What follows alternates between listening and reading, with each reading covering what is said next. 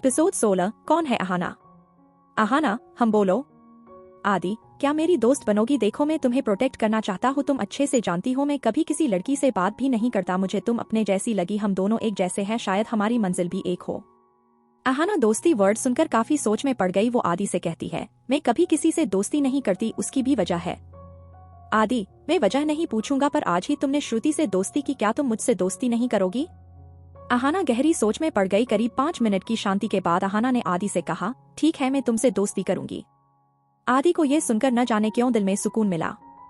आदि ओके तुमने मुझ पर भरोसा किया है तो मैं इस भरोसे को कभी नहीं तोड़ूंगा, मैं बस तुम्हें प्रोटेक्ट करना चाहता हूँ। देखो तुम जहाँ रहती हो उसका पता उस गुंडों को लग गया है, इसलिए कोई अच्छी जगह ढूंढो अपने लिए, अगर तुम चाहो तो मैं इसमें हेल्प कर सकता हूँ। देखो तुम्हें मुझसे डरने की जरूरत नहीं है। अहाना ओके तुम ढूंढो, मैं भी ढूंढती हूँ, पर मैं सिर्फ एक BHK ही अफोर्ड कर सकती हूँ। आदि ओके नो प्रॉब्लम, मैं ढूंढने की कोशिश करता हूँ। अहाना ओके अब मैं चलती हूँ। आदि रात काफी हो चुकी है, यही रुक जाओ, डोंट वरी, यहाँ 2 कमरे हैं, कल सुबह यहाँ से चली जाना, मैं कुछ नहीं कहूँगा। अहाना टाइम देखती है तो अभी रात के 11 बज रहे थे। अहाना को आदि की बात सच लगी, इसलिए वो आदि के घर पर ही रुक गई, पर उसको काफी घबराहट हो रही थी। उसने कभी किसी लड़के को अपने करीब नहीं आने दिया था, यहाँ तक कि कभी लड़के के साथ एक घर में भी नहीं रुकी थी। वैसे तो उसे आदि के पास खुद को सेफ फील करती थी, न जाने क्यों उसे अच्छा भी लगता था, पर वो उसे दूर भी रहना चाहती थी, उसके भी कई वजह थी। आदि अपने कमरे में अहाना को सोने के लिए कहता है और खुद दूसरे कमरे में चला जाता है। वहाँ एक बड़ा सोफे था जो बेड में भी कन्वर्ट हो सकता था, उसने सोफे को बेड में कन्वर्ट किया और वहाँ सो गया। वही अहाना आदि के बेड पर लेटी थी, उसके बेड पर आदि की खुशबू बिखरी हुई थी जो अहाना को बेचैन कर रही थी, साथ ही अजीब फीलिंग भी आ रही थी जो बुरी नहीं पर अच्छी लग रही थी। अहाना ऐसे ही सो गई। वही दूर दिल्ली में कपूर मेंशन में मिताली कपूर हॉल में किसी डेविल क्वीन की तरह पैर पर पैर रखकर बैठी हुई थी। उसके सामने वही गुंडे थे जिसको आदि के गार्ड्स ने मारा था, उसमें से कुछ जिंदा थे जो जख्मी थे और मिताली के सामने खड़े थे। मिताली ने उन सबको घूरते हुए गुस्से में चिल्लाते हुए कहा तुम सब एक नंबर के गधे हो, मैंने कहा था उसे लेकर आओ, ये दूसरी बार है जो तुम उसे बिना लेकर खुद पीट कर आए हो। उसमें से एक आदमी नीचे सर झुकाए बोला बॉस वहाँ आज काफी सारे बड़े बड़े गार्ड्स आए थे जो दिखने में ही हमसे ज्यादा खतरनाक थे, उसको देखकर लग रहा था कि कोई माफिया के गार्ड्स होंगे। ये सुनकर मिताली सोचते हुए क्या उस लड़की का माफिया से भी कांटेक्ट हो सकता है, पर उसके जैसे लड़की का माफिया के साथ क्या ताल्लुक हो सकता है, क्या उसने इस बार भी कोई आमिर आदमी फंसा लिया है जिसके वो गार्ड्स हो सकते हैं। मिताली गुस्से में अपने बाजू में खड़े असिस्टेंट से कहा किसके आदमी थे वो पता लगवाओ। फिर जख्मी आदमी की तरफ देखकर महेश जो सोफे पर बैठा था उसे कहती है महेश इन सबकी अच्छे से खातिरदारी करवाओ, जो लोग एक लड़की को उठा नहीं सकते वो क्या ही काम के मेरे लिए। महेश के गार्ड्स उन सबको लेकर चले जाते हैं। सबके जाने के बाद मिताली सोफे पर बैठ गई, एक सर्वेंट उसके सामने पान की ट्रे रखती है। मिताली उसमें से एक पान लेकर मुंह में डालकर बोली वो लड़की जितनी सीधी दिखती है उतनी है नहीं, पता नहीं अब किसको फंसाया होगा, एक बार हाथ लग जाए फिर देखो उसने जितना नुकसान करवाया है उससे ही सारे नुकसान की भरपाई करवाओगी। वही समर्थ जो अभी अपने कमरे के स्टडी रूम में बैठा था वो काफी कॉन्सेंट्रेट से काम कर रहा था, तभी उस रूम की शांति को भंग करते हुए उसका फोन रिंग हुआ। समर्थ ने कॉलर आईडी पर फ्लैश हो रहे नाम को देखा तो झट से कॉल रिसीव किया। सामने से एक आदमी की आवाज आई बॉस उसके बारे में एक खबर मिली है। ये सुनकर समर्थ के चेहरे पर एक डेविल स्माइल आ गई। वो बोला क्या खबर है? सामने वाला आदमी बॉस वो कहाँ से है वो पता नहीं चला, पर उसके पीछे कुछ माफिया लगे हुए हैं उसको उठाने के लिए, पर वो 2 बार उन सब से बच गई क्योंकि कोई है जो छुपकर उसे प्रोटेक्ट कर रहा है, हम उसके बारे में पता लगवा रहे हैं पर कुछ पता नहीं चल रहा। समर्थ तुम उस माफिया के बारे में पता लगवाओ जो उसके पीछे पड़े हैं और क्यों पड़े हैं, मुझे उसकी हर एक डिटेल्स चाहिए। सामने वाला आदमी ओके बॉस काम हो जाएगा। समर्थ कॉल रख देता है और अपनी आंखें बंद करके चेयर से सर टेक कर कहता है मुझे पहले ही पता था कि तुम जैसी दिखती हो वैसी हो नहीं, यही नहीं तुम्हारे साथ जो लड़का रहता वो तो तुमसे भी ज्यादा मुझे अजीब लगता है, पहले तेरा काम तमाम कर लूं उसके बाद उसकी बारी। नेक्स्ट मॉर्निंग अहाना और आदि दोनों कॉलेज आ गए थे। अहाना पहले अपने फ्लैट में गई थी, वहां फ्रेश होकर कपड़े चेंज करते डायरेक्ट कॉलेज आ गई। पर इस बार काफी अलग बात ये थी कि 2 लोग फॉर्मल कपड़ों में उसके पीछे रहते थे जिसके बारे में अहाना को पता नहीं चला। वो दोनों कार में बैठे थे और दोनों के चेहरे पर मास्क लगा हुआ था। वही आदि पार्किंग एरिया से क्लास की ओर जा ही रहा था कि उसका फोन रिंग हुआ।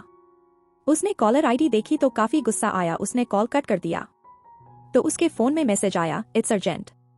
आदि कॉलेज न जाकर फिर से बाइक लेकर कॉलेज से थोड़ी दूर एक ब्रिज पर साइड में बाइक पार्क करके उसी नंबर पर कॉल किया। आदि गुस्से में भड़कते हुए मैंने कहा था ना मुझे कॉल मत करना जब तक कोई इमरजेंसी न हो, अगर बात इंपॉर्टेंट नहीं हुई तो कल तेरी लाश ही मिलेगी। सामने वाला आदमी डर के बारे हकलाते हुए बोला, बॉस वो मेम के बारे में कोई पता लगवाने की कोशिश कर रहा है, यही नहीं आपके बारे में भी छांट चल रही है। ये सुनकर आदि थोड़ा नॉर्मल हुआ पर उसे अजीब भी लगा कि कौन है जो उन दोनों के बारे में पता लगवाने की कोशिश कर रहा ही। आदि, कौन है वो जिसको अब जीने की इच्छा नहीं है? वो आदमी, वही हम पता लगवाने की कोशिश कर रहे हैं कौन है, पर कुछ लोग आप दोनों पर नजर रखे हुए हैं, सो बी केयरफुल। आदि, ओके मैंने जो तुमसे कल कहा था वो हुआ कि नहीं? वो आदमी, हाँ बॉस मैम के पीछे हमारे भरोसेमंद 2 गार्ड्स हैं जो उसकी हर एक डिटेल्स मुझे देते रहेंगे, जब भी कुछ अजीब लगेगा मैं आपको कॉल करूंगा। आदि, ओके ध्यान रहे कोई गड़बड़ नहीं होनी चाहिए, किसी को शक नहीं होना चाहिए, और हाँ मेरे फ्लैट में एक BH के फ्लैट खरीद लो जो ठीक मेरे बाजू में हो। आदमी, ओके बॉस आज ही हो जाएगा। आदि कॉल कट कर देता है। कॉल कटने के बाद वो नीचे नदी को देखता है जो बह रही थी। वो गुस्से से बोला, आखिर कौन है जिसको अब अपनी जिंदगी प्यारी नहीं है? एक बार तुम मेरे हाथ आ जाओ फिर बताता हूँ आदि क्या चीज है। कौन सी ऐसी बात है जो अहाना सबसे छुपा रही है, और मिताली क्यों अहाना के पीछे पड़ी है? क्या सच में अहाना कोई आमिर आदमी को फंसती है? आखिर आदि के पास इतने सारे गार्ड्स आए कहाँ से? और आदि ने अहाना से झूठ क्यों बोला? कौन है आदि? क्या अहाना की सच्चाई के बारे में समर्थ को पता चल जाएगा? आखिर कौन सी वजह से मिताली की जो अहाना को वो ढूंढने के लिए इतनी मेहनत कर रही है? कौन सा मकसद है मिताली का जो वो अहाना के पीछे पड़ी है, और अहाना मिताली से बच के यहाँ वहाँ भाग रही है? क्या अहाना की लाइफ में आने वाली मुसीबतों से आदि उसे बचाएगा? क्या उनकी दोस्ती कभी आगे बढ़ेगी? क्या अहाना को रहने के लिए सेफ जगह मिलेगी? जानने के लिए नेक्स्ट चैप्टर मिस मत करना। एपिसोड 17, सांप सीढ़ी का खेल और तुम्हारे साथ खेल रहा हो। आदि, ओके ध्यान रहे कोई गड़बड़ नहीं होनी चाहिए, किसी को शक नहीं होना चाहिए, और हाँ मेरे फ्लैट में एक BH के फ्लैट खरीद लो जो ठीक मेरे बाजू में हो। आदमी, ओके बॉस आज ही हो जाएगा। आदि कॉल कट कर देता है। कॉल कटने के बाद वो नीचे नदी को देखता है जो बह रही थी। वो गुस्से से बोला, आखिर कौन है जिसको अब अपनी जिंदगी प्यारी नहीं है? एक बार तुम मेरे हाथ आ जाओ फिर बताता हूँ आदि क्या चीज है। आदि वहाँ से डायरेक्ट कॉलेज चला जाता है। आज जितने भी स्टूडेंट्स को इंटर्नशिप के लिए सिलेक्ट किए गए थे वो सारे आज से कंपनी ज्वाइन करने वाले थे, वो भी 3 महीनों के लिए। उसके बाद सबका फिर से इंटरव्यू होगा और उसको अपने टैलेंट के हिसाब से पोस्ट मिलेगी। आदि और अहाना दोनों आज कॉलेज में इंटर्नशिप के डॉक्यूमेंट्स और अग्रीमेंट देने के लिए आए थे जो दोपहर तक सारा काम हो गया था। इस बीच अहाना ने श्रुति और रोहन के साथ वक्त बिताया था। हालांकि अहाना कुछ भी बोली नहीं थी पर श्रुति और रोहन उसका सारा वक्त बिता देते थे। अहाना कॉलेज से निकलकर डायरेक्ट कंपनी जाने वाली थी। वो कैब से कंपनी पहुंच जाती है। आज उसको किस पोस्ट पर काम मिलेगा वो डिसाइड होने वाला था। अहाना ने रिसेप्शन के पास गई जहां एक लड़की खड़ी थी। अहाना को देखकर वो लड़की बस उसे एकटक देखती ही रही, क्योंकि अहाना का सिंपल लुक भी बहुत ही खूबसूरत था। वो सिंपल लुक में भी बहुत ज्यादा सुंदर दिखती थी, जिससे उस लड़की को अंदर ही अंदर जलन होने लगी थी, क्योंकि वो अपने वाइस प्रेसिडेंट को इम्प्रेस करने के लिए काफी रिविल ड्रेस पहनकर आती थी। पर मजाल है समर्थ ने कभी उसकी और आंख उठाकर भी देखा हो। अहाना उस लड़की के पास जाती है, तभी उसके पीछे आदि भी आ जाता है।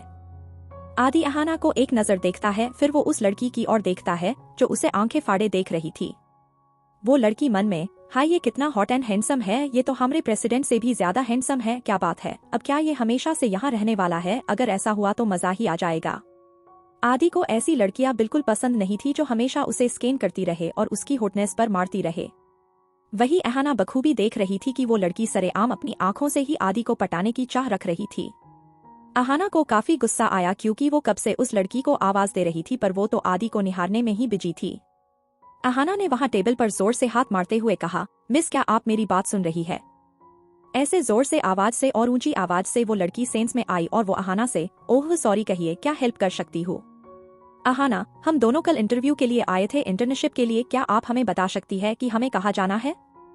वो लड़की अहाना के गुस्से से काफी एम्बरेस हो गई थी, क्योंकि वो आदि को पटाना चाहती थी। वो उसके सामने अहाना की इंसल्ट करके खुद को नीचे गिरना नहीं चाहती थी, इसलिए वो अहाना से काफी प्यार से कहती है, मिस और मिस्टर आप दोनों को 6 फ्लोर पर जाना है, वहाँ हमारे हेड मैनेजर आपको बताएंगे आपको क्या करना है और आपको किस पोस्ट पर रखा गया है।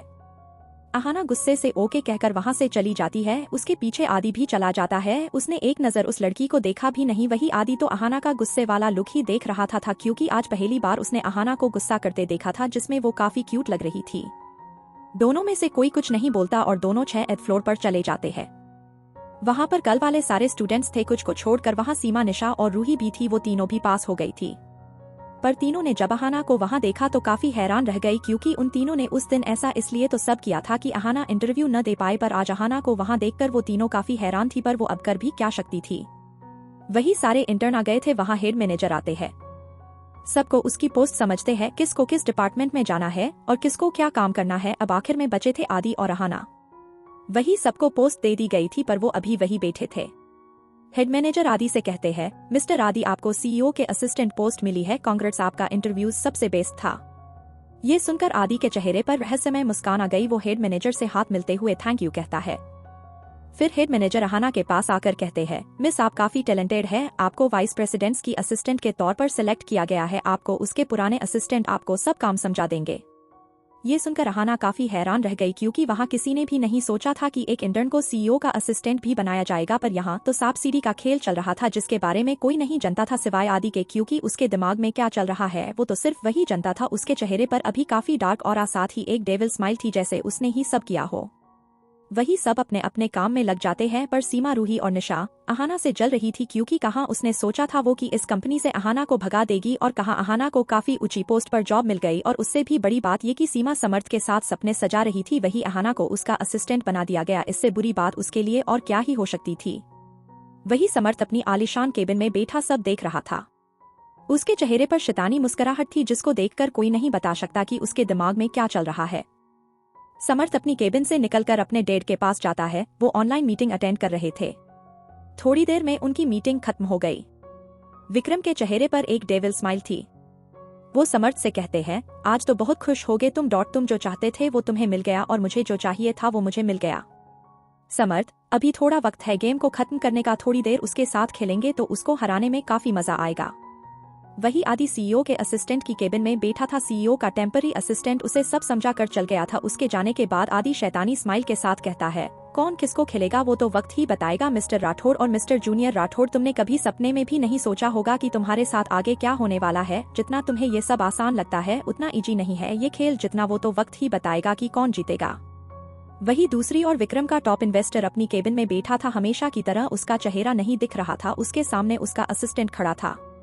असिस्टेंट, सर आपने जैसा सोचा था बिल्कुल वैसा ही हुआ। ये सुनकर वो लड़का हंसने लगा। उसकी नॉर्मल हंसी नहीं थी, काफी खतरनाक हंसी थी जिसको किसी इंसान को डराने के लिए काफी थी। वो लड़को जोर जोर से, राठौड़ राठौड़ राठौड़, तुमने क्या सोचा था तुम शेर से पंगा लोगे और तुम बच जाओगे? नहीं नहीं, मैं वो शेर हूँ जो शिकार के साथ थोड़े वक्त खेलता हूँ, फिर शिकार जब अपने में मशगूल हो जाए तब उसका शिकार करता हूँ, वो भी अचानक जिसके बारे में शिकार ने सोचा भी न हो। फिर वो हंसने लगता है।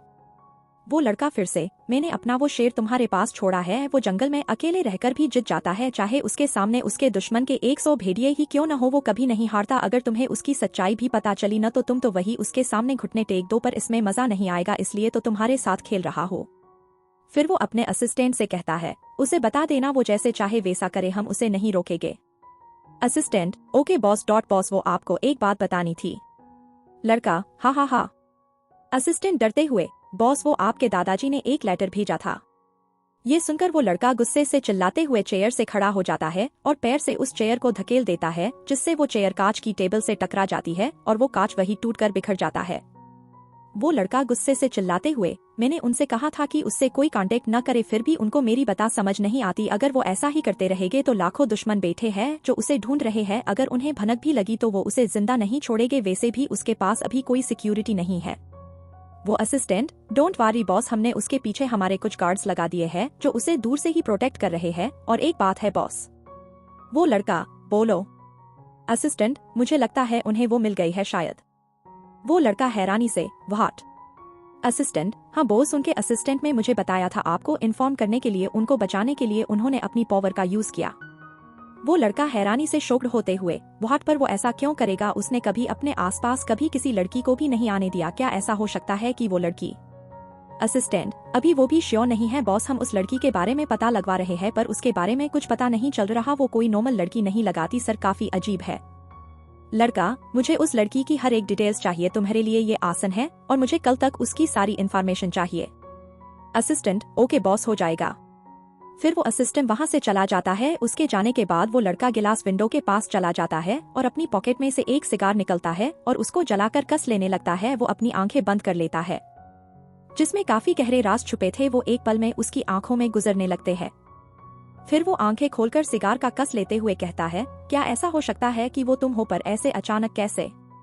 वही दूसरी ओर अहाना समर्थ के सामने वाली केबिन में बैठी काम कर रही थी। तभी उसकी केबिन में एक अलार्म बजती है जो समर्थ के केबिन के साथ कनेक्ट थी। जब भी समर्थ को कोई काम हो वो अलार्म की स्विच प्रेस करता और वो अलार्म सीधे उसके असिस्टेंट के केबिन में बजती। अहाना समझ गई उसके बॉस उसे बुला रहे हैं। वो समर्थ की केबिन का डोर नॉक करती है। वही समर्थ फाइल में डूबा हुआ था। समर्थ उसे अंदर आने को कहता है। अहाना अंदर गई। समर्थ ने बिना उसे देखे कहा, मेरे लिए एक hot coffee. Ahana, okay sir. Ahana वहां से चली जाती है। वही समर्थ उसके जाने के बाद अपना सर ऊंचा करता है। अभी उसके चेहरे पर एक प्यारी स्माइल थी, वो काफी नॉर्मल दिख रहा था। वही आदि विक्रम के केबिन में खड़ा था। विक्रम उसके काम के बारे में समझा रहा था। आदि की शातिर आंखें केबिन में चारों ओर घूम रही थी, जिसकी भनक विक्रम को लगी भी नहीं। विक्रम एक फाइल को साइन करके आदि को देता है। आदि उसे कहता है, सर आपकी मीटिंग आधे घंटे बाद मिस्टर शाह के साथ है। विक्रम, तुम मीटिंग की तैयारी करो और प्रेजेंटेशन जो देनी है उसको एक बार देख लो। आदि, ओके सर। पर उसके अंदर काफी गुस्सा भरा था वो मन में, सर माय फूड, तुझे तो अपने पैरों की जुती भी न समझू। बस थोड़ा वक्त, उसके बाद तुझे ऐसी जगह पहुंचा दूंगा जहां तू भीख मांगने के भी काबिल नहीं बचेगा। आखिर क्यों आया है आदि राठौड़ की कंपनी में? क्या अहाना आदि को पहले से जानती है? क्या आदि अहाना को पहले से ही जानता है, जो उसकी काफी हेल्प कर रहा है? जो लड़का कभी किसी से बात नहीं करता वो अचानक अहाना के करीब कैसे जाने लगा?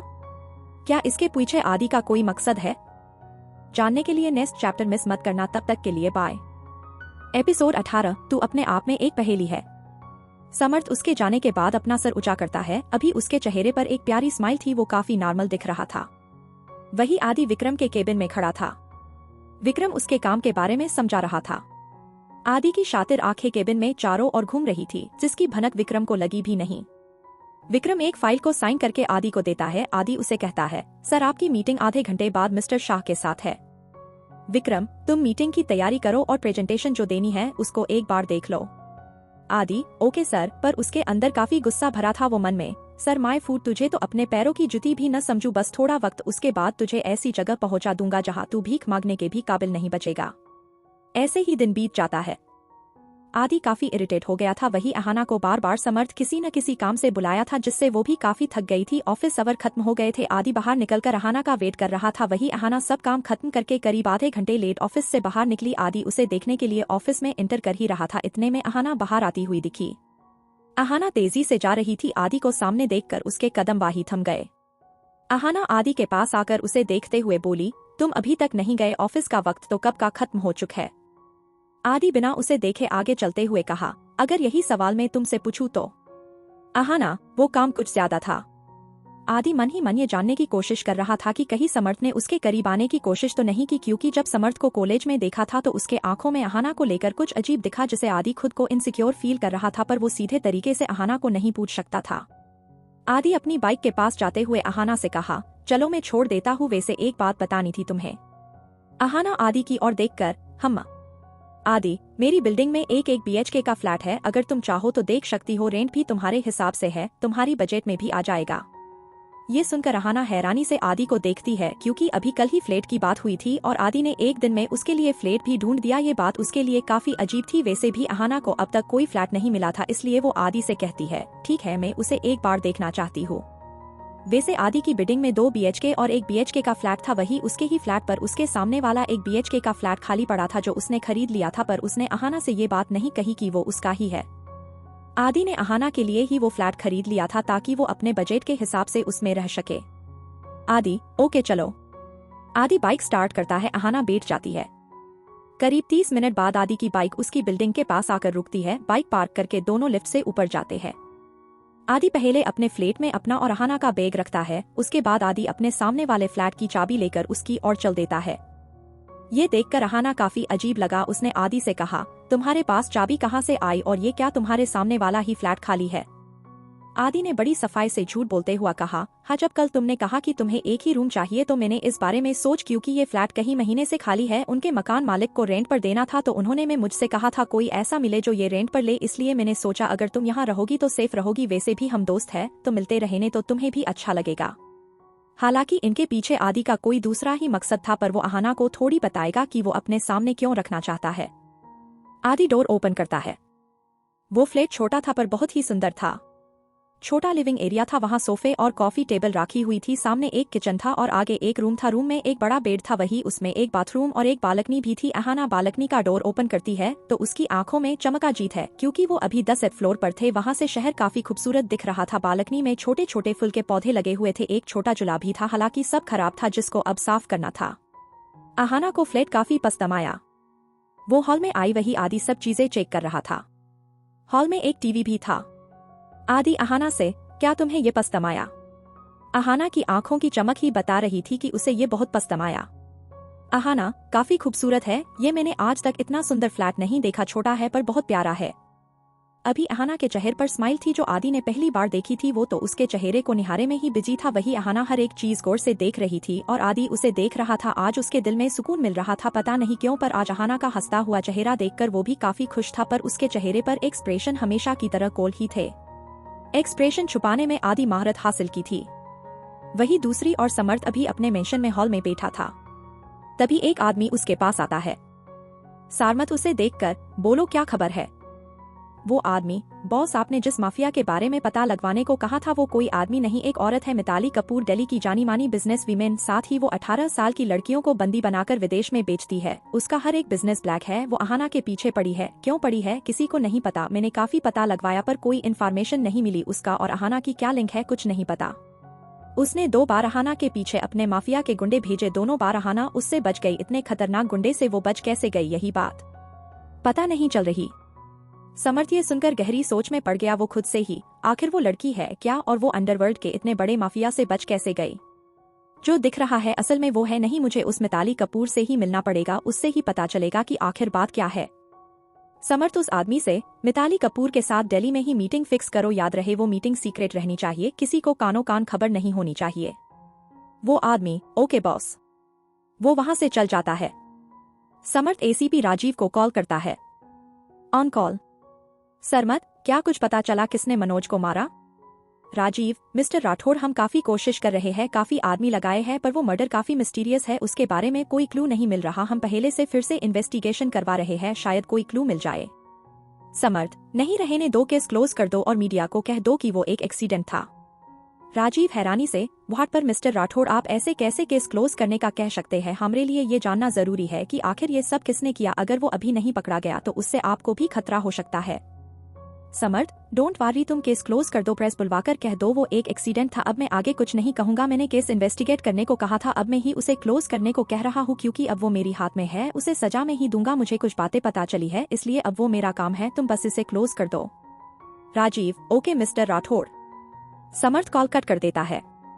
वही अहाना और आदि के फ्लैट पर आ गए थे। अहाना ने डिसाइड कर लिया था कि वो उस फ्लैट में अपना सारा सामान सेट कर लेगी, वो भी कल, क्योंकि कल संडे था और कल ऑफिस हॉलिडे था।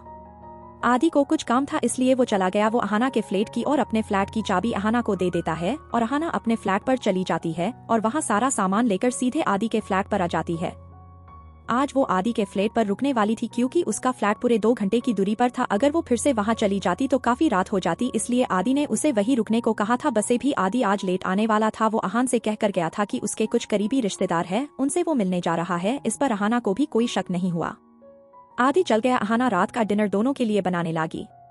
वही दूसरी ओर आदि एक बड़े से विला के सामने आकर रुका। उसके चेहरे पर मास्क था, पर वहाँ खड़े गार्ड्स उसे बखूबी पहचान गए। वो विला शहर से दूर जंगल के बीच में था। वहाँ विला की सिक्योरिटी काफी टाइट थी, वहाँ एक परिंदा भी परमिशन के बिना नहीं आ सकता था। आदि की बाइक को देखकर वो गार्ड ने जल्दी से गेट खोल दिया। आदि अंदर आया और बाइक पार्क की। वो विला बहुत ही सुंदर था। वहाँ गार्डन में अलग अलग फूल के पौधे लगे हुए थे, एक बड़ा झूला भी था, विला के पीछे एक स्विमिंग पूल भी था। वही विला पूरे व्हाइट कलर का था, जो रात को चांद की रोशनी से चमक रहा था। आदि अंदर आया। वहाँ कोई नहीं था, कुछ सर्वेंट को छोड़कर। आदि हॉल में आकर बैठता है। वो अपने हाथ में पहनी वॉच को देखता है। उसे देखकर लग रहा था कि शायद वो किसका वेट कर रहा है।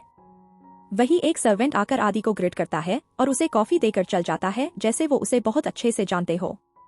आदि बड़े ही रौब के साथ सोफे पर बैठा था, तभी हॉल में एक हैंडसम सा लड़का एंटर करता है। उसके चेहरे पर मास्क था, आदि ने अभी मास्क नहीं लगाया था। उस लड़के को देखकर आदि, तुम पूरे 2 मिनट लेट हो।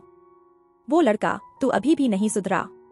आदि, मुझे जरा भी पसंद ही कि कोई लेट आए, मुझे हर काम वक्त पर करना पसंद है। वो लड़का, ओके यार रिलैक्स, अब काम की बात करते हैं। दोनों अब काफी सीरियस दिख रहे थे। वही आदि का ऑरा इतना डरावना था कि वहां खड़े कुछ सर्वेंट्स भी अपना सर झुकाकर खड़े थे। किसी की इतनी हिम्मत नहीं थी कि कोई उसको अपना सर उठाकर भी देखे। वही वो लड़का आदि से, समर्थ राठौड़ ने केस को क्लोज करवा दिया है। ये सुनकर आदि के चेहरे पर कोई भाव नहीं आए। वो अभी भी कॉफी पी रहा था। वो लड़का आदि का नॉर्मल एक्सप्रेशन देखकर, यार तुझे कोई हैरानी नहीं हुई कि उसने ऐसा क्यों किया? आदि, मुझे पता था वो ये करेगा ही, क्योंकि अब वो खुद इस केस को सोल्व करने पर लगा हुआ है। वो लड़का, तुझे ये अब कैसे पता? तू तो कभी हमारे आसपास भी नहीं रहता। आदि, तो तुम मुझे अच्छे से नहीं जानते। मेरी आंखें और कान हमेशा चारों ओर रहते हैं। मुझे ये भी पता है कि तू अभी कहाँ से आ रहा है। शायद तू भूल रहा है कि मैं कौन हूँ। वो लड़का इरिटेट होते हुए, हाँ, और मैं कभी तुझे पहचान भी नहीं पाऊंगा, क्योंकि तू अपने आप में एक पहेली है जिसको सुलझाना किसी के बस की बात नहीं। वैसे वो लड़की कौन है जो हमेशा तेरे साथ रहती है? आदि कॉफी मग को टेबल पर रखते हुए, वक्त आने पर पता चल जाएगा, अभी वो मेरे लिए एक सीडी है। आखिर क्या चल रहा है आदि के दिमाग है, और वो कहाँ आया है? क्यों वो अहाना को अपने पास रखना चाहता है? आखिर कौन है अहाना? जानने के लिए नेक्स्ट चैप्टर मिस मत करना। तब तक के लिए बाय। एपिसोड 19, क्या है अहाना का मकसद? आदि, मुझे पता था वो ये करेगा ही, क्योंकि अब वो खुद इस केस को सोल्व करने पर लगा हुआ है। वो लड़का, तुझे ये अब कैसे पता? तू तो कभी हमारे आसपास भी नहीं रहता। आदि, तो तुम मुझे अच्छे से नहीं जानते। मेरी आंखें और कान हमेशा चारों ओर रहते हैं। मुझे ये भी पता है कि तू अभी कहाँ से आ रहा है। शायद तू भूल रहा है कि मैं कौन हूँ। वो लड़का इरिटेट होते हुए, हाँ, और मैं कभी तुझे पहचान भी नहीं पाऊंगा, क्योंकि तू अपने आप में एक पहेली है जिसको सुलझाना किसी के बस की बात नहीं। वैसे वो लड़की कौन है जो हमेशा तेरे साथ रहती है? आदि कॉफी मग को टेबल पर रखते हुए, वक्त आने पर पता चल जाएगा, अभी वो मेरे लिए एक सीडी है। वो लड़का आदि से बोला, यार कितनी पहेलियां बनाएगा, अब तो बता दे तेरा प्लान क्या है? ये सुनकर आदि ने अपनी तीखी नजर उस लड़के की ओर की। उसका ऑरा ही इतना डेंजर था कि वो लड़का भी चुपचाप सर झुकाकर बैठ गया। आदि, उस लड़के से कोई और इन्फॉर्मेशन उसकी? वो लड़का, पता करवा रहा हूँ पर उसकी कोई भी इन्फॉर्मेशन नहीं मिल रही, जैसे वो इस दुनिया की है ही नहीं, ऐसा लग रहा है। तुझे पता है न, दुनिया में कोई ऐसा इंसान नहीं जिसकी इन्फॉर्मेशन में न निकला शकू पर। ये लड़की बहुत ज्यादा मिस्ट्री है यार। मैंने कितने सारे आदमी लगाए हैं पर किसी को कोई हिंट नहीं मिल रही। ये उनकर आदि एक गहरी सोच में पड़ गया। थोड़ी देर में उस लड़के से कुछ बात करके वो अपने फ्लैट की ओर चला गया। वही वो लड़का अपने काम पर लग गया। वही अहाना आदि का वेट कर रही थी। उसने डिनर भी नहीं किया था। वो आदि के साथ डिनर करना चाहती थी पर वो इतनी रात हो गई फिर भी नहीं आया। वो सोफे पर बैठी अपने फोन में कुछ कर रही थी, तभी उसके फोन पर एक अननोन नंबर से कॉल आया। ये नंबर देखकर अहाना काफी हैरान रह गई। वो मन में ही, ये इतनी रात को कॉल क्यों कर रहा है? फिर वो कॉल रिसीव करती है। अहाना कुछ बोलती उससे पहले ही सामने से एक लड़के की आवाज आती है, जैसा तुमने कहा था मैंने वैसा ही किया, पर उसके बारे में कोई इन्फॉर्मेशन नहीं मिली। अहाना, ऐसे कैसे हो सकता है? तुम वर्ल्ड के नंबर 1 हैकर हो, तुम्हें उसकी कोई डिटेल्स कैसे नहीं मिली? सामने वाला लड़का, यार मैं 2 दिन से उसके बारे में बिना सोए पता लगा रहा हूँ। उसने अपनी सारी इन्फॉर्मेशन हाइड करके रखी है, जैसे मैंने तुम्हारी इन्फॉर्मेशन हाइड रखी है। अहाना गुस्से से उसे कहती है, ऐसी बातें फोन पर नहीं कर सकते। तुम्हें ये बात समझ नहीं आती क्या? मैसेज भी कर सकते थे, कॉल करने की क्या जरूरत थी? अगर किसी ने फोन को ट्रेस किया होता तो उसे पता चल जाता कि मैं यहाँ किस लिए आई हूँ। वो लड़का, हाँ मुझे पता है, गुस्सा मत हो, तुम मिलने तो आ नहीं रही तो क्या करूँ मैं? अहाना गुस्से से बोलती, मुझे मेरा मकसद पूरा करना है, इसलिए तुम बीच में ना ही बोलो, वो ही तुम्हारे लिए अच्छा है। फिर वो कॉल कट कर देती है। वही वो लड़का कट हुए फोन को देखते हुए स्माइल करके खुद से ही कहता है, पता नहीं क्या करने वो वहाँ गई है, ये जानते हुए भी उसकी जान को कितना खतरा है। पता नहीं वो उस लड़के के पीछे क्यों पड़ी है, क्या है ऐसा उसमें? फिर वो WP पर आई इमेज को देखता है जिसमें आदि की फोटो अहाना ने उस लड़के को भेजी थी। वो लड़का खुद से ही फोटो देखते हुए, ये है कौन? मुझे ऐसा क्यों लग रहा है जैसे मैंने इसे पहले कहीं देखा है, पर कहा चलो इस लड़के के बारे में जान लेते हैं। यह है वर्ल्ड का टॉप नंबर 1 हैकर, नाम अरुण। ये और अहाना एक दूसरे को कैसे जानते हैं वो आपको आगे पता चलेगा, पर अभी के लिए इतना कहूंगी कि अरुण हमेशा अहाना की हेल्प करता है, चाहे अहाना का रात में कॉल आए या दिन में, हमेशा वो उसके लिए अवेलेबल रहता है। क्यों? उसका जवाब आपको आगे मिलेगा।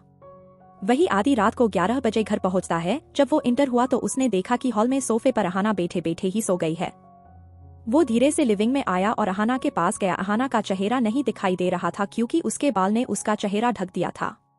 आदि बहुत प्यार से अहाना को देखता है। उसने हल्के से अपने हाथ को आगे बढ़ाया और अहाना के चेहरे पर आ रहे बाल को कान के पीछे किया। उसका चेहरा देखते हुए आदि मन में, आखिर तुम हो कौन? क्यों मुझे इतना इफेक्ट करती हो? जब भी तुम्हारे पास आता हूँ या तुम्हें टच करता हूँ तो ऐसा लगता है जैसे मैं तुम्हें काफी सालों से जानता हूँ, पर कैसे?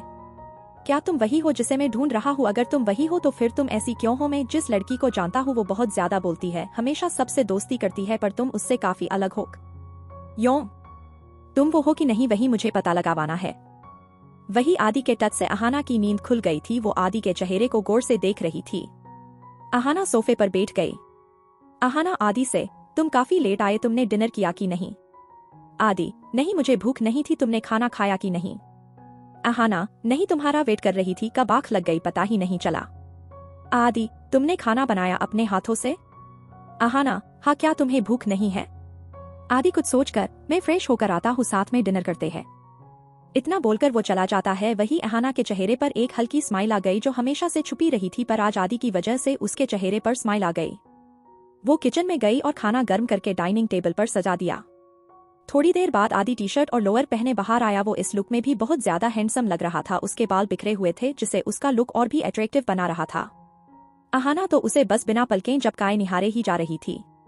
आदि टेबल पर आकर बैठ गया। वो अहाना को देखता है जो एक टस उसे ही देख रही थी। ऐसा ख्याल आते ही आदि के चेहरे पर स्माइल आ जाती है और पल भर में गायब भी हो जाती है। वो अहाना से बोला, क्या मुझे देखने से ही तुम्हारा पेट भर जाएगा? आदि की बात से अहाना झेंप गई और उसने दोनों का खाना प्लेट में डाला और बिना कुछ बोले बिना आदि को देखे खाना खाने लगी। आदि के मुंह में खाना जाते ही उसकी आंखें सुकून से बंद हो जाती है, क्योंकि उसको अहाना के हाथ का बनाया हुआ कहाँ बहुत अच्छा लगा था। वही वो अहाना को देखता है जो पूरे कॉन्सेंट्रेशन के साथ खाना खा रही थी। उसके इस रिएक्ट से आदि अंदर ही अंदर हंस रहा था, पर मजाल है उसके चेहरा का एक भी एक्सप्रेशन बाहर आए। दोनों डिनर करके साथ में डिश वॉश करते हैं और किचन साफ करके दोनों अपने अपने कमरे में चले जाते हैं। अहाना आदि के बेड पर काफी बेचैन होती जा रही थी। आदि के बेड पर आ रही आदि की खुशबू काफी बेचैन करती थी, जैसे वो आदि के पास जाना चाहती हो, उसके करीब रहकर उसकी खुशबू में खो जाना चाहती हो। वो थोड़ी देर बालकनी में बैठकर अपनी लाइफ के कुछ पालों को याद करने लगाती है, जिसको वो कभी भूल नहीं पाई थी और ना ही कभी वो उसे याद करना चाहती थी। पर आदि की केयर देखकर उसे अपने वो दिन भी याद आने लगे थे, जिससे उसको काफी हर्ट हुआ था। वो ज्यादा उस बारे में न सोचकर बेड पर आकर लेट जाती है। थोड़ी देर में उसे नींद आ जाती है। वही आदि गहरी नींद में सोया था, पर आदि को रात को उसे वही सपना आता है जो सुबह आता था, पर सुबह आने वाला सपना अचानक से रात में आया। ये पहली बार हुआ था, वरना हर सुबह उसकी नींद उसी सपने से खुलती थी। आज आधी रात को आदि अपने बेड पर बैठा हुआ था। उसका चेहरा पसीने से भीगा हुआ था और जोर जोर से सांसें ले रहा था। उसने वॉच में वक्त देखा तो रात के 3 बज रहे थे। अब तो उसे नींद आने से रही। उसने अपनी उसी रूम में एक सीक्रेट डोर ओपन किया और उसमें से एक लैपटॉप निकला और बेड पर आकर बैठकर लैपटॉप में कुछ करने लगा। ऐसे ही रात बीत गई और नई सुबह हुई। अब ये सुबह किसकी अच्छी होने वाली है और किसकी बुरी, वो तो वक्त ही बताएगा। आदि और अहाना के फ्लैट को साफ करते हैं, फिर अहाना का सारा सामना सेट करते हैं। वही दूसरी और समर्थ अपने प्राइवेट जेट से दिल्ली जा रहा था, वो भी मिताली कपूर से मीटिंग करने के लिए, वो भी पर्सनल लाइफ के बारे में। समर्थ काफी क्यूरियस था अहाना के बारे में जानने के लिए। उसे आज अहाना बहुत याद आ रहा थी। जब से उसने अहाना को देखा था उसका चेहरा उसके दिल में उतर गया था। ज्यादा न बोलना, हमेशा परफेक्ट तरीके से काम करना समर्थ के दिल को टच कर गया था। काफी साल पहले वो एक प्लेबॉय रह चुका था जिससे उसकी इमेज काफी खराब हो गई थी, पर क्या वो वाकई ही एक प्लेबॉय था या फिर वो एक स्कैम था, वो तो आगे ही पता चलेगा। पर अहाना से मिलने के बाद समर्थ ने ऐसा पहली बार किसी लड़की के लिए फील किया था। प्रिया उसकी मंगेतर थी, फिर भी उसको लेकर कभी ऐसी फीलिंग समर्थ को नहीं आई थी जैसे अहाना के लिए थी। वो अहाना के लिए ही मिताली कपूर से मिलने जा रहा था। क्यों, वो तो आगे ही पता चलेगा कि आखिर समर्थ के तेज दिमाग में चल क्या रहा है। समर्थ दोपहर को 3 बजे दिल्ली पहुंच गया था। अपने ही होटल में उसकी मीटिंग होने वाली थी। उसने बिना देर किए फ्रेश होकर मीटिंग वाले रूम में चला गया, जहां पर मिताली कपूर और उसके पार्टनर महेश बैठे थे। बाकी के गार्ड्स को बाहर ही रोक दिया था, क्योंकि ये कोई बिजनेस मीटिंग नहीं थी पर पर्सनल मीटिंग थी। समर्थ अंदर आया और रॉब के साथ सोफे पर बैठ गया। वही मिताली और महेश तो उसे काफी डर रहे थे, क्योंकि समर्थ का अंडरवर्ल्ड में काफी अच्छा खासा नाम है। उससे काफी माफिया डरते भी है। मिताली जैसे माफिया तो उसके पैरों की जुटी भी नहीं थी। मिताली समर्थ से, मिस्टर राठौड़ आपने हमें यहाँ क्यों बुलाया, क्या हम जान सकते हैं? सारमत ने कोल्ड आवाज में कहा, मैं बात घुमा फिरके नहीं करूंगा, सीधे पॉइंट पर आता। अहाना और तुम दोनों के बीच क्या है? कौन सा रिश्ता है? ये सुनकर मिताली को काफी गुस्सा आ गया। उसे अहाना के नाम से ही नफरत थी। मिताली नफरत भरी आवाज में बोली, उसका नाम भी मत लो, उसकी वजह से मेरे बेटे की मौत हुई है। उसी ने मेरे बेटे को मारा है। मैं उसे जिंदा देखना नहीं चाहती। उसने मेरा काफी नुकसान भी करवाया है। समर्थ घूरते हुए मिताली को देखता है, क्योंकि मिताली अहाना के बारे में बुरा भला कह रही थी, जिससे समर्थ को अच्छा नहीं लग रहा था। क्यों, वो तो उसे भी नहीं पता था, पर उसे मिताली पर काफी गुस्सा आ रहा था। समर्थ मिताली से, तुम औरत होकर किसी लड़की के बारे में ऐसा कैसे बोल सकती हो? मिताली गुस्से में, वो लड़की कोई नादान नहीं है, वो एक प्लेगल है। आमिर लड़कों को फंसाती है, फिर जब उसका मकसद पूरा हो जाता है तो उसे छोड़ देती है। अपने फायदे के लिए ये सब करती है। इसी के साथ रूम में एक तेज आवाज आई। उस आवाज को सुनकर मिताली डर के मरे रूम के कोने में जाकर छिप गई। वो आवाज गोली की थी। मिताली के मुंह से अहाना के बारे में ऐसे वर्ड सुनकर समर्थ गुस्सा कंट्रोल नहीं हुआ और समर्थ ने अपनी गन निकली और कमरे में रखे एक बड़े फ्लावर पॉट पर गोली चला दी, जिससे उसकी आवाज से पूरा रूम गूंज उठा। एपिसोड 20, समर्थ का डेविल रूप और एक झूठ। समर्थ घूरते हुए मिताली को देखता है, क्योंकि मिताली अहाना के बारे में बुरा भला कह रही थी, जिससे समर्थ को अच्छा नहीं लग रहा था। क्यों, वो तो उसे भी नहीं पता था, पर उसे मिताली पर काफी गुस्सा आ रहा था। समर्थ मिताली से, तुम औरत होकर किसी लड़की के बारे में ऐसा कैसे बोल सकती हो? मिताली गुस्से में, वो लड़की कोई नादान नहीं है, वो एक प्लेगल है। आमिर लड़कों को फंसाती है, फिर जब उसका मकसद पूरा हो जाता है तो उसे छोड़ देती है। अपने फायदे के लिए ये सब करती है। इसी के साथ रूम में एक तेज आवाज आई। उस आवाज को सुनकर मिताली डर के मारे रूम के कोने में जाकर छिप गई। वो आवाज गोली की थी। मिताली के मुंह से अहाना के बारे में ऐसे वर्ड सुनकर समर्थ गुस्सा कंट्रोल नहीं हुआ और समर्थ ने अपनी गन निकली और कमरे में रखे एक बड़े फ्लावर पॉट पर गोली चला दी, जिससे उसकी आवाज से पूरा रूम गूंज उठा। समर्थ अभी किसी खूंखार शेर से कम नहीं लग रहा था। वो अपनी गन लेकर मिताली के पास जाता है और गन के साथ खेलते हुए ही मिताली से कहता है, अगर आज के बाद अहाना के पीछे तेरे आदमी दिखाई दिए तो अगली सुबह तुम किसी को नहीं दिखाई दोगी, समझ गई? और आगे से कभी अहाना के बारे में तुम्हारी जुबान से ऐसे वर्ड सुने तो उसी वक्त तुम्हारी जुबान कट लूंगा। फिर उसने सारी की सारी गोलियां मिताली के पैरों के पास चला दी, जिसे महेश और मिताली की तो सिट्टी पिट्टी गुल हो गई थी। वो दोनों काफी घबरा गए थे। समर्थ अपना ये रूप हमेशा सबसे हाइड रखता था, पर आज उसने अपना असली रूप मिताली के सामने दिखा दिया। किसी को नहीं पता था कि उसके दिल दिमाग में क्या चल रहा है। समर्थ सबकी नजरों में एक प्ले बॉय बनकर ही रहा था, पर उसकी असली वजह तो कुछ और ही थी। समर्थ के गुस्से से और गोली के डर से मिताली काफी घबरा गई थी। मिताली हकलाते हुए, मैं आगे से कभी अहाना के पीछे नहीं जाऊंगी, उसके बारे में कभी सोचूंगी भी नहीं। समर्थ उसकी और गन पॉइंट किए हुए ही, यही तुम्हारे लिए अच्छा होगा। आगे से कभी मुझे पता चला कि तू अहाना के आसपास है तो वो दिन तुम्हारी जिंदगी का आखिरी दिन होगा। और वो वहां से महेश को एक वार्निंग वाला लुक देकर बाहर निकल जाता है। उस होटल का वो कमरा साउंड प्रूफ था, इसलिए गोली की आवाज बाहर नहीं आई। वही समर्थ जैसे ही बाहर निकला उसके एक्सप्रेशन बिल्कुल चेंज हो गए। अब वो नॉर्मल दिख रहा था, जैसे अंदर कुछ हुआ ही न हो। वही मिताली और महेशा डर के मारे वहां से निकलकर सीधे अपने मेंशन में आ जाते हैं। महेश मिताली से, भाभी वो लड़का बहुत खतरनाक है। मिताली, हाँ मैंने सिर्फ उसके बारे में सुना था, आज देख भी लिया। जैसे उसके बारे में सुना था वो उससे भी ज्यादा उल्टा है, पता नहीं उसका असली रूप कौन सा है। दोनों समर्थ के बारे में सोचने लगते हैं। वही दूसरी और आदि और अहाना ने मिलकर अहाना का सारा सामना सेट कर दिया था। अब रात भी हो चुकी थी, दोनों काफी थक गए थे। इस बीच दोनों के बीच बस एक नॉर्मल बात हुई थी, ज्यादा तो न आदि बोला था और ना ही अहाना। रात को अहाना अपने ही घर पर डिनर बनाती है दोनों के लिए। डिनर करके आदि अपने घर चला जाता है और बेड पर लेट जाता है। बेड पर लेटते ही उसको अहाना की खुशबू महसूस होती है। उसे उस खुशबू से काफी सुकून मिल रहा था, क्योंकि लगातार 2 दिन अहाना आदि के बेड पर सोई थी। आदि को वो खुशबू बहकाने का काम कर रही थी। आदि खुद से ही, कभी किसी लड़के से मैं बहका नहीं, पर ये लड़की काफी अलग है। उसका टच, उसकी खुशबू मुझे पागल कर देती है। क्यों, मेरे आगे पीछे लाखों लड़कियां होते हुए भी कभी मैंने किसी भी लड़की के लिए ऐसा फील नहीं किया, पर ये लड़की मुझे बहकाने का काम कर जाती है। वो ऐसे ही पेट के बल लेटकर आंखें बंद करके खुशबू को स्मेल करने लगता है और उसे नींद भी आ जाती है। नेक्स्ट मॉर्निंग, आज आदि की लाइफ में ऐसा पहले दिन था जिसको वो बुरा सपना आए बिना नींद खुल गई थी। आज सपने के बिना ही उसकी नींद खुल गई। ऐसा क्यों हुआ वो भी नहीं जानता था, पर वो काफी हैरान था कि आज उसे वो सपना नहीं आया।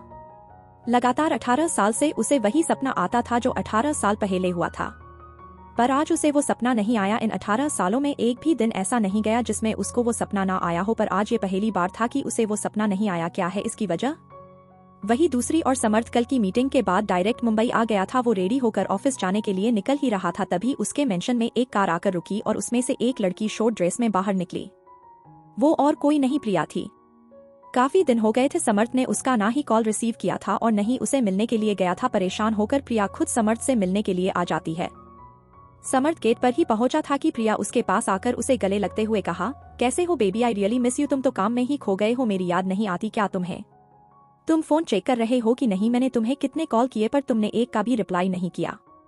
समर्थ ऐसे ही गले लगे हुए अपनी आंख बंद करके एक गहरी सांस लेकर अपनी आंखें खोलकर प्रिया को अलग करते हुए कहता है, सॉरी बेबी, वो क्या है, मैं काम में इतना बिजी था कि मुझे वक्त ही नहीं मिला। वो क्या है, अभी कुछ दिनों से वर्क लोड कुछ ज्यादा ही हो गया है। नो, अभी कुछ दिनों में क्या हो गया है? प्रिया, ओके बेबी नो प्रॉब्लम है, चलो न कहीं बाहर चलते हैं। समर्थ वॉच में देखते हुए, सॉरी बेबी किसी और दिन, अभी मुझे एक बहुत जरूरी मीटिंग अटेंड करनी है, तुम चाहो तो मेरे साथ ऑफिस चल सकती हो। प्रिया कुछ सोचकर, ठीक है चलो। दोनों कार में बैठते हैं और ऑफिस के लिए निकल जाते हैं। वही समर्थ लैपटॉप में काम करने का दिखावा करते हुए मन में, यार इससे कैसे पीछा छुड़ाऊं, मेरे सो कॉल्ड पापा ने इसको मेरे गले में बांध दिया है, पर करूँ भी क्या, अगर ऐसा नहीं करूँगा तो पता नहीं मुझे जो चाहिए वो मिलेगा या नहीं। वही दूसरी ओर अहाना तैयार होकर ऑफिस के लिए बाहर निकली ही थी, तभी आदि भी बाहर आ जाता है। आदि उसे गुड मॉर्निंग विश करता है, अहाना भी उसे विश करती है, दोनों नीचे आ जाते हैं। आदि अहाना से, तुम्हें टैक्सी का वेट करने की जरूरत नहीं है, चलो मेरे साथ, आखिर अब हम दोस्त हैं तो साथ में चल सकते हैं, अगर तुम्हें प्रॉब्लम नहीं तो साथ में है चलते हैं हर रोज। अहाना कुछ सोचकर, ठीक है पर अब तुम घर पर खाना नहीं बनाओगे, मैं हम दोनों के लिए खाना बनोगी, तभी मैं हर रोज तुम्हारे बाइक पर चलूंगी। आदि बिना एक्सप्रेशन के, ओके डन। वैसे भी आदि को अहाना का हाथ का बना खाना बहुत अच्छा लगता था, उसने ऐसा टेस्ट कुछ जाना पहचाना भी लगता था, पर वो उस बात को नकार रहा था जो आगे चलकर बहुत बड़ी वजह बनने वाला था। दोनों ऑफिस आते हैं। आज अहाना ने black T shirt with orange stroke और ब्लू जीन्स पहना था जिसमें वो कहर ठा रही थी। अहाना के कपड़ों की सेंस काफी अच्छी थी और ऊपर से वो दिखने में काफी खूबसूरत थी, जिसमें सारे मेल एम्प्लॉय उसे बस आंखें फाड़े देखे जा रहे थे। वही आदि भी थोड़ी कोई कम है, आज उसने फॉर्मल ब्लैक शर्ट और ब्लैक पैंट पहनी थी, उसमें वो काफी हैंडसम लग रहा। वहाँ सारी लड़कियां तो उसे देखकर आहें भर रही थी। वही दोनों साथ में काफी अच्छे लग रहे थे। दोनों सीईओ के फ्लोर पर आ जाते हैं। वही सीमा और उसकी दोनों दोस्त अहाना को देखकर काफी गुस्से में थी, तीनों कुछ करने के बारे में सोच रही थी। वही दूसरी ओर अहाना और आदि सीईओ के फ्लोर पर आ जाते हैं। अहाना का केबिन समर्थ के ठीक सामने था, जिसमें समर्थ अहाना जो भी वर्क कर रही होती वो साफ साफ दिख रहा था। वही अहाना समर्थ को नहीं देख सकती क्योंकि दोनों सीईओ के केबिन में ब्लैक ग्लास लगाए गए थे। अंदर वाला बाहर का नजारा देख सकता है पर बाहर वाला अंदर कुछ नहीं देख सकता। वही आदि का केबिन भी विक्रम की केबिन के ठीक सामने था। आदि अपने जगह पर बैठ जाता है और अपने फोन पर किसी को मैसेज करता है, अब तुम अपना काम कर सकते हो। सामने से ओके का रिप्लाई आ जाता है और आदि सारे मैसेज डिलीट करके फोन को ऑफ करके अपना वर्क करने लगता है। वही प्रिया समर्थ के साथ ऑफिस में पहुंच चुकी थी। दोनों समर्थ के एक बी में आते हैं। समर्थ को देखकर कल की जो फाइल समर्थ ने अहाना को चेक करने दी थी वो कंप्लीट हो गई थी। अहाना उसके पीछे उसकी केबिन के बाहर पहुंचकर डोर नॉक करती है। वही प्रिया समर्थ की गोद में बैठी थी। समर्थ काफी इरिटेट दिख रहा था। जैसे ही डोर नॉक होने की आवाज आई समर्थ ने चैन की सांस ली और प्रिया से कहा, बेबी मैं अभी ऑफिस में हूँ, प्लीज मुझे वर्क करने दो। समर्थ जितना हो सके अपनी बात नॉर्मल होकर प्रिया से कह रहा था। प्रिया ही समझ सकती थी क्योंकि वो खुद एक बिजनेसमैन की बेटी थी, इसलिए वो समर्थ को परेशान नहीं करती और सामने काउच पर बैठ जाती है और अपने फोन में कुछ करने लगाती है। वही समर्थ अहाना को कम इन कहता है। अहाना अंदर आकर पोलाइटली समर्थ को ग्रेट करती है और कहती है, सर आपने जो फाइल चेक करने के लिए दी थी मैंने चेक कर दी है, आप एक बार देख लीजिए। समर्थ अहाना के चेहरे को गौर से देखता है। आज अहाना काफी खूबसूरत लग रही थी। वही समर्थ तो उसमें खो ही गया था। जब समर्थ से कोई जवाब नहीं मिला तो अहाना ने फिर से कहा, सर क्या मैं जा सकती हूँ? अहाना की आवाज से समर्थ सेंस में आया और बोला, हाँ आधे घंटे बाद मीटिंग है, रेडी रहना, तुम मेरे साथ चलोगी? अहाना ओके कहकर वहाँ से चली जाती है। अहाना केबिन में जाकर खुद से ही, मैंने खुद समर्थ सर का शेड्यूल अरंगे किया था, अभी तो उनकी कोई मीटिंग नहीं है, तो फिर उन्होंने ने मुझसे ऐसा क्यों कहा कि एक मीटिंग में जाना है? अहाना काफी गहरी सोच में पड़ गई। आखिर में उसने डिसाइड किया कि वो समर्थ के साथ वैसे ही जाएगी और वो मना भी नहीं कर सकती थी। करीब 30 मिनट बाद समर्थ और अहाना मीटिंग में जाने के लिए बाहर आते हैं। समर्थ का ड्राइवर कार लेकर आता है। समर्थ ड्राइवर से, तुम जाओ मैं खुद ड्राइव करूंगा। ड्राइवर समर्थ के हाथ में चाबी दे देता है। समर्थ अहाना से, चल आओ। अहाना को काफी अजीब लगता है कि समर्थ आज उसके साथ ऐसा बिहेव क्यों कर रहा है। वही आदि अपनी गिलास विंडो से सब देख रहा था, वो खुद से ही, आखिर ये समर्थ करना क्या चाहता है, वो अहाना को कहाँ लेकर जा रहा है? आज तो दोपहर तक तो कोई मीटिंग नहीं है उसकी। फिर वो किसी को कॉल करते कहता है, उस पर नजर रखना और क्या हो रहा है सब अपडेट मुझे देना। फिर वो अहाना और समर्थ को देखता है। दोनों को साथ में देखकर न जाने क्यों आदि को अच्छा नहीं लग रहा था, उसे समर्थ पर गुस्सा आ रहा था। वही अहाना पैसेंजर सीट पर आकर बैठ जाती है और समर्थ ड्राइविंग सीट पर आकर बैठ जाता है। करीब 30 मिनट के बाद दोनों एक बीच पर पहुंचते हैं। वो प्राइवेट बीच था जिसमें समर्थ ने पहले ही अपॉइंटमेंट ले ली थी। ये सब देखकर अहाना काफी हैरान थी। दोनों बीच पर आते हैं और समर्थ एक बेंच पर बैठकर अहाना से कहता है, बैठो। अहाना बिना कुछ बोले चुपचाप बैठ जाती है। दोनों समुंदर में उछल रहे मोजे को देख रहे थे। समर्थ के एक्सप्रेशन काफी नॉर्मल लग रहे थे, वो बहुत शांत था। अहाना ने छुपी तोड़ते हुए, आप मुझे यहाँ क्यों लेकर आए हैं? आपकी कोई मीटिंग भी नहीं है। समर्थ, अब ये फॉर्मेलिटी करना बंद करो, तुम तो ऐसे बिहेव कर रही हो जैसे तुम मुझे जानती ही नहीं हो। आखिर समर्थ और अहाना के बीच क्या ऐसा है जिसके बारे में किसी को नहीं पता? जानने के लिए नेक्स्ट